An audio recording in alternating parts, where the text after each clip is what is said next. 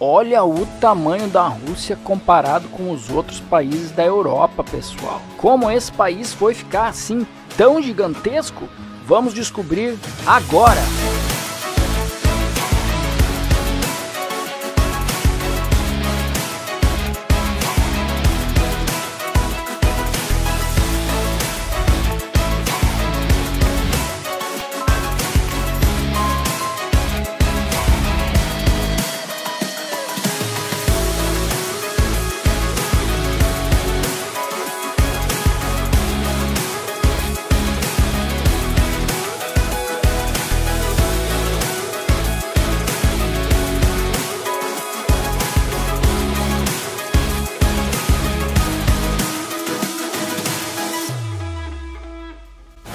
A maioria das grandes cidades russas estão na parte europeia do país.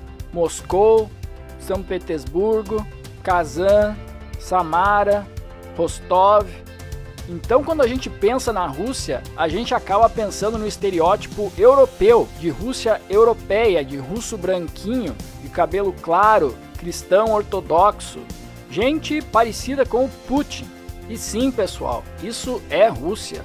A maior parte da população da Rússia está na parte europeia. Mas a Rússia também é tudo isso, e isso, e isso. A maior parte do território da Rússia não está na Europa, está na Ásia. Existem mais de 100 idiomas e mais de 120 etnias Sibéria dentro, espalhadas em 11 fuso horários diferentes. 11 fuso horários, pessoal. É um país gigantesco. Não existe nenhum país no mundo que chegue nem perto do tamanho da Rússia em extensão territorial. Então a pergunta é, como a Rússia ficou assim tão grande?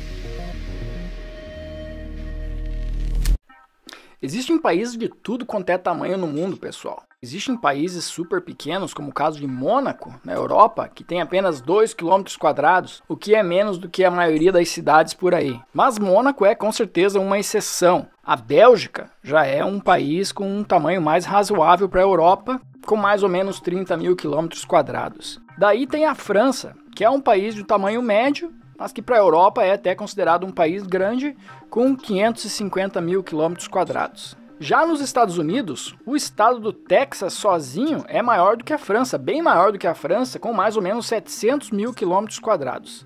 A maioria dos estados dos Estados Unidos são gigantescos para as proporções da Europa, né, comparado com os padrões da Europa. E os Estados Unidos como um todo pode ser considerado praticamente um continente, com 8 milhões de km², se você desconsiderar o Alasca, o que é mais ou menos também o tamanho do Brasil. E aí tem o Canadá, que é ainda maior, com mais ou menos 10 milhões de km², e é o segundo maior país do mundo em extensão territorial. Agora dá uma olhada para o tamanho da Rússia, pessoal. A Rússia é gigante, com mais de 17 milhões de km², é mais do que o dobro do território dos Estados Unidos continental. Quase 1/8 de todo o território habitável da Terra, quase 2 vezes maior do que o segundo maior país do mundo também. A Rússia é parte da Europa e ao mesmo tempo divide uma praia com a Turquia lá no Mar Negro. E na outra ponta faz fronteira com China, Coreia do Norte e Japão. Olha a distância disso, né, pessoal? E tem mais, subindo mais ao norte, chegamos nessa região aqui, onde é possível praticamente nadar da Rússia para os Estados Unidos, considerando aí que você consiga nadar 3,7 km, o que com certeza não é o meu caso. Aliás, um fato curioso sobre essas duas ilhas, pessoal, é que apesar de elas estarem a apenas 3,7 km uma da outra, a ilha russa está a 21 horas na frente da ilha americana no fuso horário. Então, por exemplo, quando são 11 horas da manhã na ilha americana, na ilha russa são 9 horas da manhã do dia seguinte. Olha que loucura! A Rússia é realmente gigante, pessoal, mas não foi sempre assim. Lá pelo século IX, a Rússia era mais ou menos assim. Uma pequena civilização no leste da Europa que habitava a região onde hoje está a Ucrânia. Muitos dos então russos que viviam nessa região eram descendentes dos vikings. Os vikings eram exploradores e comerciantes e eles desciam lá da Escandinávia por esses rios aqui para fazer comércio no sul e foram estabelecendo pequenos povoados pelo caminho. Então essa civilização eslava que se desenvolvia aqui na região onde hoje é a Ucrânia, prosperou muito e lá pelo ano 1050 já era um dos maiores estados da Europa. Mas eles tinham um grande ponto fraco, pessoal, que é esse gigante corredor de terra plana que facilitava o acesso a essa região pela Ásia. Esse corredor plano era muito fácil de ser percorrido, especialmente se você é um exército especializado em conquistar grandes quantidades de terras.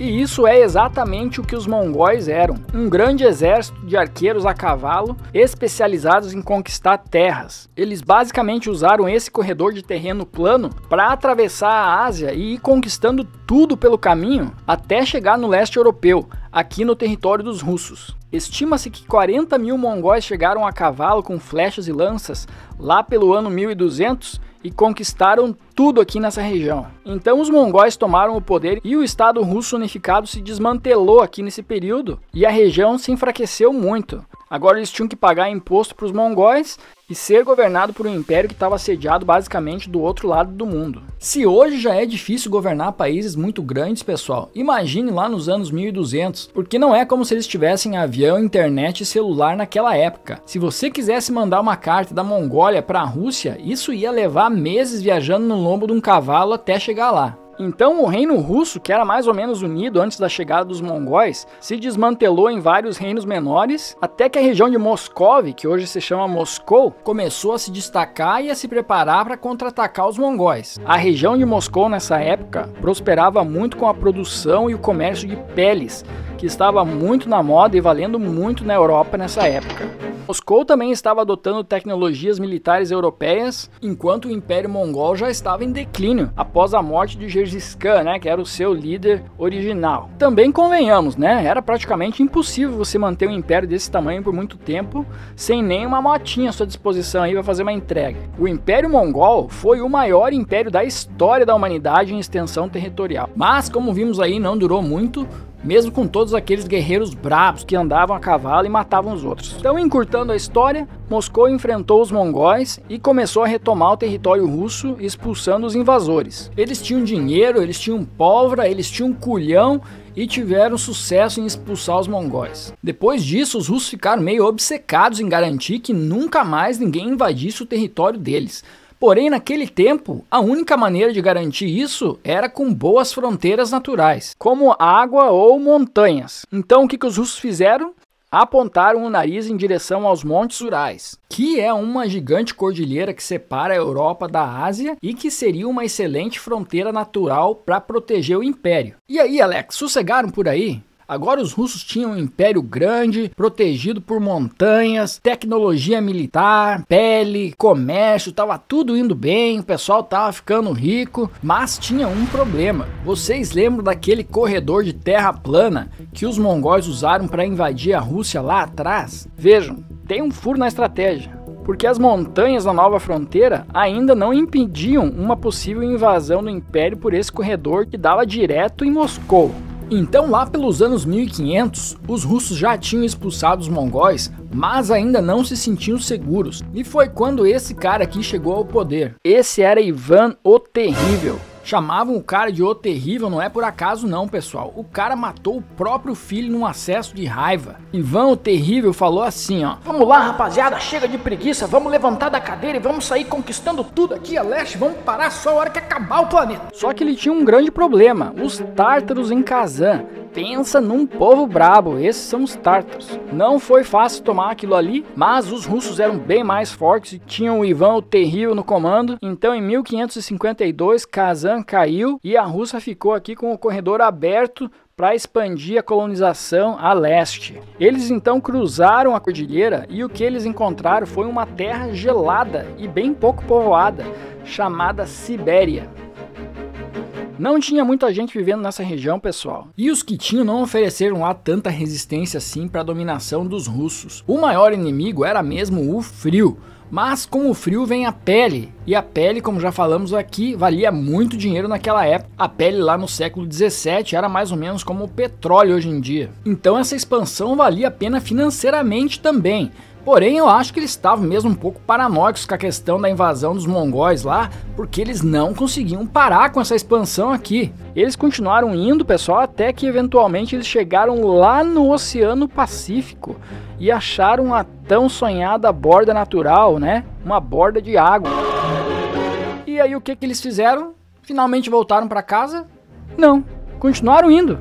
Continuaram indo para dentro da América do Norte e foram colonizando toda a região do Alasca. Isso era tão longe, pessoal, mas tão longe do ponto de partida na Europa, que chegou uma hora que o governo de Moscou já mandava expedições sem nem saber mais direito o que estavam colonizando. Eles mandavam e torciam para que desse certo. Uma coisa interessante do expansionismo russo é que quando eles encontravam um povo diferente, eles tentavam negociar e convencer esse povo a se juntar ao Império Russo antes de ter que partir para um confronto. E a maioria desses povos acabava aceitando pacificamente. Porque veja bem, pessoal, hoje em dia tá uma onda de separatismo aí pelo mundo, todo mundo quer se separar do seu país, mas eu acredito que isso tem um pouco a ver com o fato da gente estar vivendo um período relativamente longo de paz. A nossa geração não vivenciou guerras de verdade, mas até a Segunda Guerra Mundial, a humanidade viveu praticamente num conflito constante. Eram diárias as invasões, as conquistas de território, então nesse contexto você fazer parte de um estado maior, com um exército maior para te proteger, era uma vantagem muito grande, muito melhor do que viver todos os dias aí com medo de que do nada chegue um invasor, massacre todo o seu povo, sua família e leve tudo que você tem. Então essa expansão da Rússia a leste, pessoal, aconteceu sem muito conflito bélico e acrescentou muita terra e muita cultura para a Rússia, com a incorporação de tantos povos distintos. Hoje a Rússia parece um país enorme, uma coisa só, mas uma outra maneira de olhar para a Rússia é essa daqui, ó.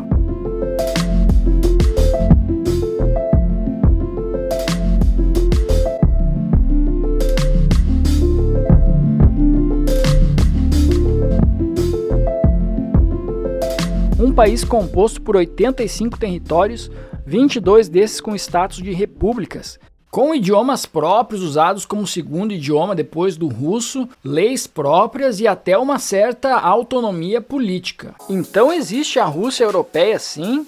É na parte europeia da Rússia que a maior parte da população vive, mas existem também as outras Rússias que não estamos tão acostumados a ver. Então vamos conhecer algumas agora.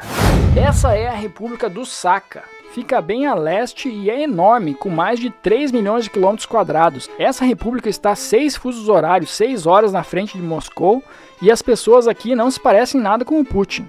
Os seus ancestrais não são os mesmos dos russos europeus, eles são asiáticos e mantêm vivo o seu idioma do norte da Sibéria. A capital dessa república fica aqui em cima e se chama Yakutsk. Yakutsk é a cidade grande mais fria do mundo, com temperatura média de menos 8 graus, pessoal, 8 graus negativos de média. Essa região é cheia desses buracos gigantes, e nesses buracos eles procuram diamantes. 25% dos diamantes do mundo são minerados nessa república. Aí não podia faltar a República do Daguestão. A República do Daguestão faz fronteira com a Geórgia e o Azerbaijão.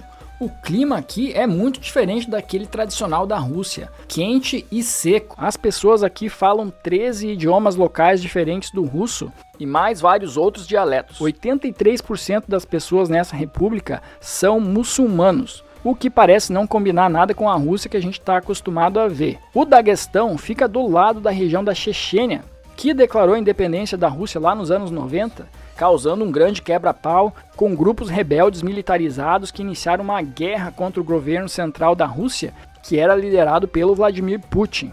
O Putin conteve a revolta com alguns métodos um pouco polêmicos, mas manteve a Chechênia como parte da Rússia e se tornou muito popular no país depois disso.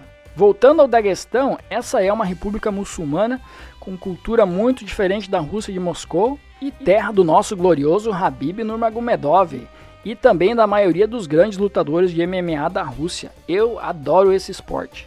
A próxima república é a República de Komi, no norte da Rússia, logo antes da famosa cordilheira que a gente já viu tanto aqui nesse vídeo. Diferentemente da Moscou urbana, essa república é famosa pelas lindas terras inabitadas e belezas naturais. Esse lugar também é famoso por ser a região onde ficavam as gulags, aquelas prisões russas de trabalho forçado da época do Stalin. Aqui também estão aquelas incríveis formações rochosas que vemos nos documentários, onde não se pode escalar de acordo com a lenda, mas que os turistas vão lá e escalam mesmo assim, e aí volta e meia da merda.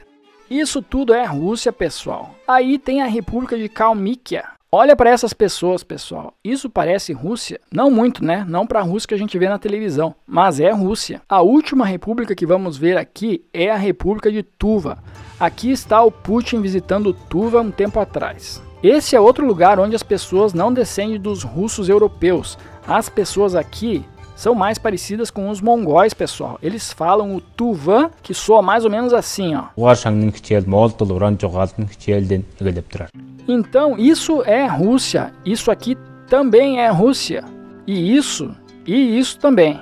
A Rússia se tornou um país gigante na sua busca por pele e por fronteiras naturais para defender o seu império. Expandiu e englobou vários povos e culturas que encontrou pelo caminho. A história da Rússia é realmente incrível, super complexa e muito interessante.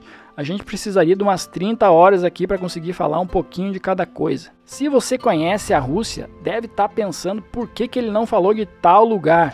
Então eu quero saber aqui nos comentários qual lugar que faltou comentar e o que tem de interessante lá. Se vocês gostarem desse vídeo, eu prometo que farei outros contando mais sobre a história da Rússia, esse país sensacional. Então eu vejo vocês no próximo vídeo. Tchau!